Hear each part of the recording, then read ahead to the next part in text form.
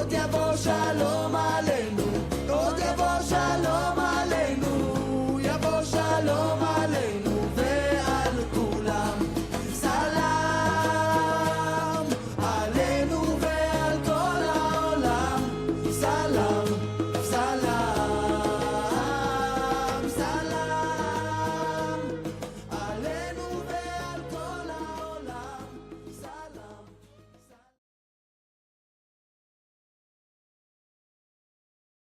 So I know the most recent Gaza crisis is in all of your minds, and as usual, whenever I talk about anything on the political dimension, I like to subsume it under some spiritual skill, because I think most of these issues where people do have moral struggles, it's because mostly we're just not thinking clearly, and I think the world, to put it I say mildly and expansively, is clearly not thinking about when it comes to Israel, and there are reasons why.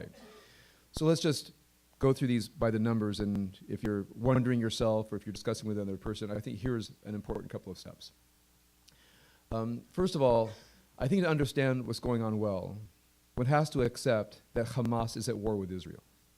So before anybody says, what about the flotilla, what about the blockade, what about the living conditions in Gaza, all that is secondary to one basic question. Now, if somebody says Hamas is not at war with Israel, then there will be one set of ways to understand things. Then if Hamas is not at war with Israel, is not a threat to Israel, then the blockade is both illegal and immoral and should never be there. Okay? And then everything comes in that train. If Hamas is at war with Israel, then the question is, and by the way, this is a question, does Israel have the right to self-defense? For many people, Israel does not have the right to self-defense. Now, why would that be? Because in the deeper minds of many in the world, I think this is sometimes stated, sometimes not stated. Sometimes it slips out, like Helen Thomas. Maybe you've read about, y'all know who Helen Thomas is? Okay, so Helen Thomas is, kind of the elderly, slightly demented queen bee of the White House press corps. And recently she said the Jews should just get out of Palestine, go back to Germany, wherever they came from, and give Palestine to the Palestinians. Okay? And then she later retracted, I didn't mean it. So her handlers got a hold of her apparently and told her to say something sane. But I mean, and listen, it may be a coherent position that a person says the Jews have no right to be there.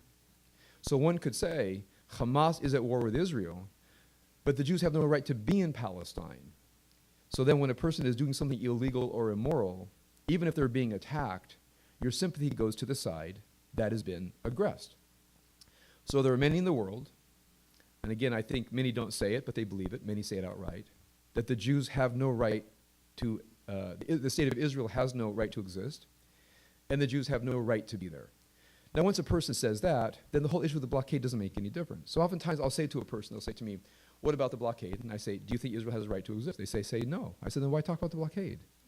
It's a false issue. Or a person says, let's talk about the blockade. And I said, do you think that Hamas is at war with Israel? They say no. Then there's no reason to talk any further. Because if you don't accept that Hamas is at war with Israel, then there's no rational conversation to be had. You might as well just stop at that point. Now, what is the evidence that Hamas is at war with Israel? They've said so. They said over and over again, our intent is to destroy the state of Israel and more or less murder every Jew that they can find there and probably anywhere in the world. Same with Hezbollah. They hate Israel. They hate Jews. They like to kill every one of us. Okay? Now, they've said that. That's in their charter. So that's their organizing principle, is the destruction of the state of Israel. Now and then, by the way, when I've seen something outlandish or outrageous in the press, I will actually write the reporter, and I will say, I don't understand this reporting that you've done. I said, do you not know that in the Hamas charter of 1987, they've committed themselves to the destruction of the state of Israel, and over again they say, we will destroy Israel, the streets will run red with blood. Over and over again they say these things. I said, are you not aware of this? And the response I get is something like, well, they really don't mean it. Now, why would a person say they don't mean it? Because I think we in the liberal-oriented West believe that people are basically rational, basically good.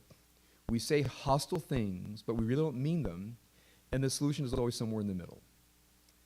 That's a very Western kind of idea about conflict resolution. So we say to each other, calm down, stop the excited rhetoric, let's find the happy center and begin to move on. Now, I think In many situations, that's true.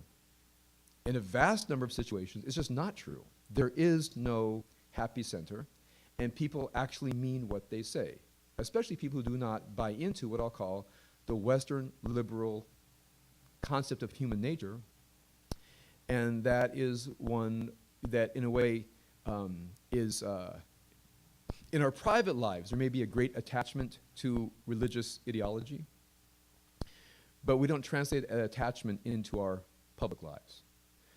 So there are many people in this country that are profoundly attached to religious fundamentalism, but it's an exceedingly small, minutiae number who actually act on it outside of the political system. It's tiny. Other parts of the world, religion is politics. There's no distinction between religion and politics.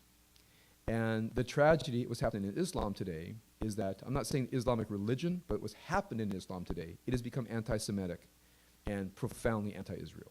Which means if you are a devout Muslim, you will hate Israel, and you will probably hate Jews.